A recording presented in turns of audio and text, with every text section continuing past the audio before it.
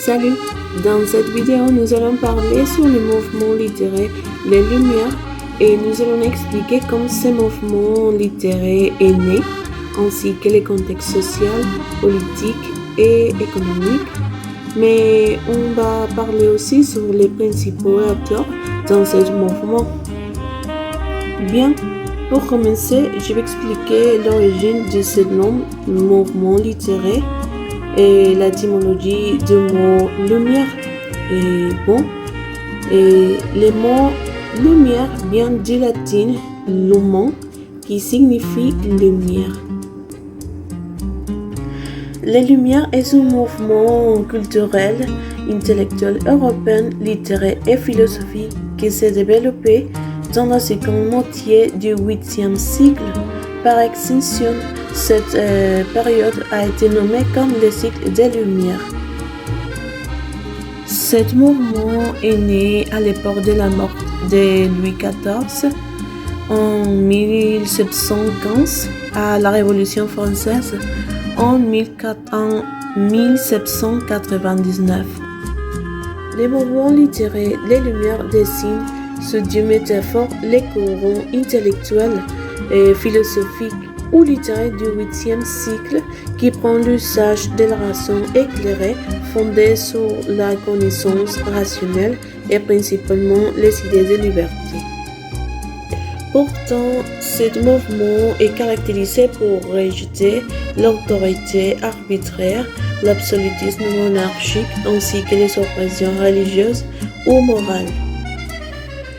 En d'autres termes, les Lumières se fondent sur la raison, indispensable pour lutter contre l'obscurantisme et l'intolérance, ainsi qu'accéder au bonheur, à la connaissance et aussi à la liberté. Mais qu'est-ce que c'est l'obscurantisme? C'est quoi? L'obscurantisme est l'emblanche des préjugés, superstitions et attitudes fanatiques qui se opposent à la raison ou au progrès de la société. D'un autre côté, l'idée du bonheur, c'est la croyance au progrès de l'humanité, la valorisation de la liberté, c'est-à-dire de la religion, du travail, du pensée, etc. et la critique des systèmes politiques. Ce sont les idées de liberté et de rationalisme et finalement les courants anticléricaux, c'est-à-dire contre les abus du clergé, mais pas la religion, et est utilisé pour développer une philosophie d'individualisme. Le cycle des Lumières est ce principe. Comme j'ai déjà dit avant, ce mouvement européen cherche à imposer la raison et les sciences pour lutter contre l'obscurantisme ou pratiques religieuses ou superstitieuses. Ils remettent en cause le despotisme monarchique et défendent la liberté humaine de penser et de croire. Certains des principes qui caractérisent ce mouvement sont la raison et le combat des préjugés, la valorisation du sentiment, la recherche du bonheur, la foi dans la science et les progrès humains, et aussi la contestation sociale et politique. Les niveaux d'idées diffusés par les philosophes du 8e siècle, comme par exemple Voltaire, Denis Diderot et Jean-Jacques Rousseau, qui croyaient au progrès humain et qui se sont guidés par la raison, mais non par la tradition, c'est-à-dire la religion ou l'autorité avec les régimes politiques. En conclusion, c'est la raison qui guide les philosophes des Lumières par l'exercice de la raison et de l'esprit critique. Les philosophes combattent les superstitions, l'intolérance et l'ordre d'anciens régimes dans cette époque. Bonjour, je m'appelle Carla et je veux parler sur le contexte social. Le contexte social est le lieu où les individus se développent dans certaines conditions de vie, du travail, de l'économie, de l'éducation, d'autres groupes à qui pertenons. Les Lumières sont un mouvement culturel et intellectuel inspiré par les profonds changements culturels et sociaux. Par exemple, le plus dramatique est la Révolution française.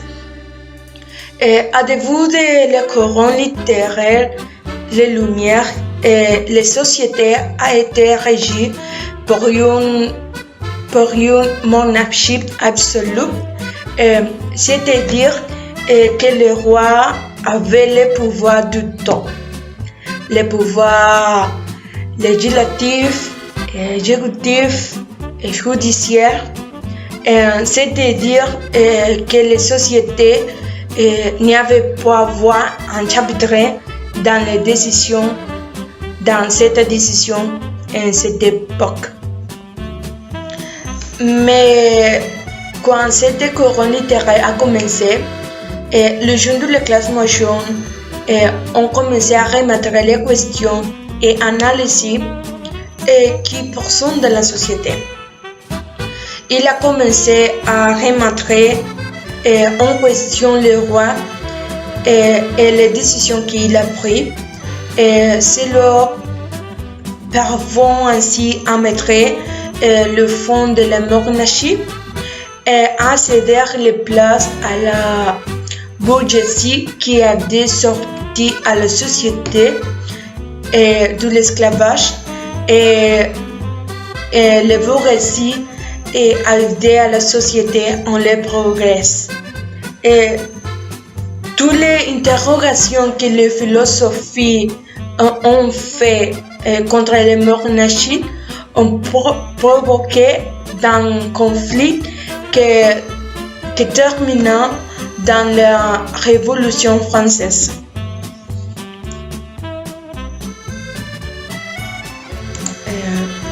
Réussi au régime bourgeois, les sociétés ont connu une croissance significative qui commencerait à marquer une nouvelle société avec les plus grandes opportunités. Et le régime bourgeois produit une croissance de l'administration, croissance industrielle et croissance de l'affaire. Mais le moins important pour les sociétés était les croissance industrielle parce que permet la croissance de l'infrastructure, une meilleure économie et une croissance significative. Et toutes ces choses aidaient à la société à un progrès pour une meilleure vie. Axé sur le contexte social, la recherche et les efforts visant à élucider les lois universelles ont été menés pendant le mouvement lumière, devenant un élément important dans la construction d'une philosophie de l'individualisme, où chacun avait des droits fondés uniquement sur les droits fondamentaux.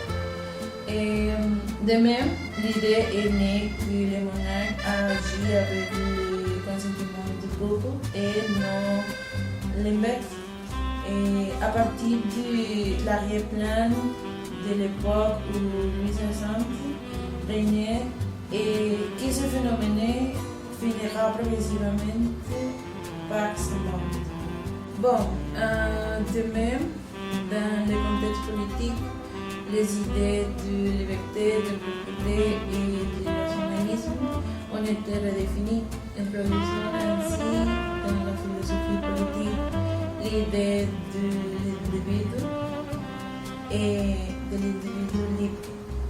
La liberté pour tout garantie par l'État et non les caprices du gouvernement, soutenu par l'unité du gouvernement fort. Par la suite, une réflexion politique a été créée, marquée par la théorie contractuelle, influencée par le travail de John Locke, qui a introduit une notion de l'égalité politique, formelle et matérielle de l'ère moderne. Enfin, la première proclamation de la monarchie dans le dialogue du baron Louis de la Hontan, c'est une des manifestations. Bon, finalement, dans le contexte économique, la vie de Connex a été affectée.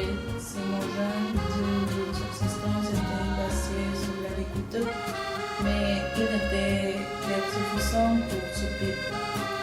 La position démographique de la population européenne de l'époque du pays et de la fin de la Romaine et l'augmentation de la masse monétaire européenne aussi ont augmenté avec le coût de la vie.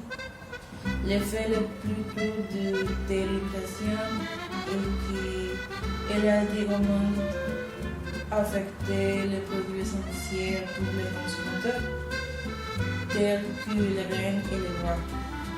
Ce commerce a été utilisé dans les colonies, en particulier dans la ville côtière.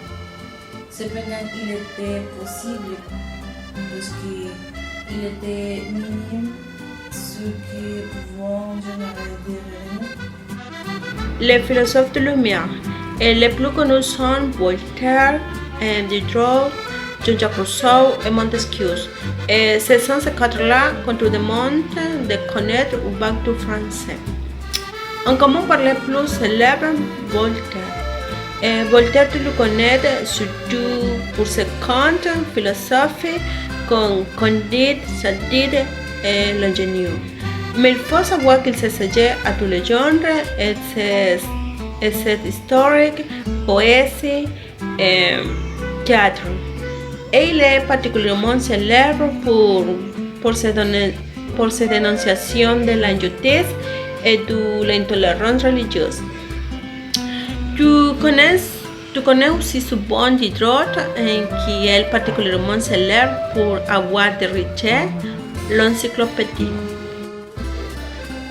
On a aussi Jean-Jacques Rousseau.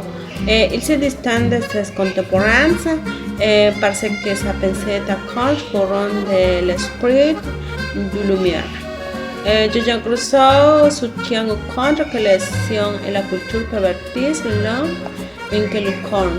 Ces idées qui sont à contre-courant de son siècle vont lui valoir beaucoup d'inimitié. Autre philosophe, Montesquieu. Montesquieu, précurseur de sociologie, l'esprit de loi, c'est particulièrement célèbre parce que c'est une œuvre qui contient la théorie de la séparation du pouvoir. Montesquieu estime qu'il faut séparer les pouvoirs exécutif, législatif et judiciaire. Et cette séparation du pouvoir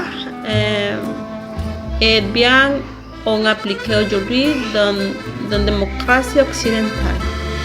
Et Montesquieu célèbre pour ses lettres personnes qui donnaient à voir France à travers le regard d'une personne. Autre philosophe de Lumière important est Saint d'Alembert. Il dirigeait l'encyclopédie avec Diderot. Mais c'est aussi un mathématicien célèbre et d'ailleurs les 1600 articles qu'il écrit pour l'encyclopédie portant sur les mathématiques. Le philosophe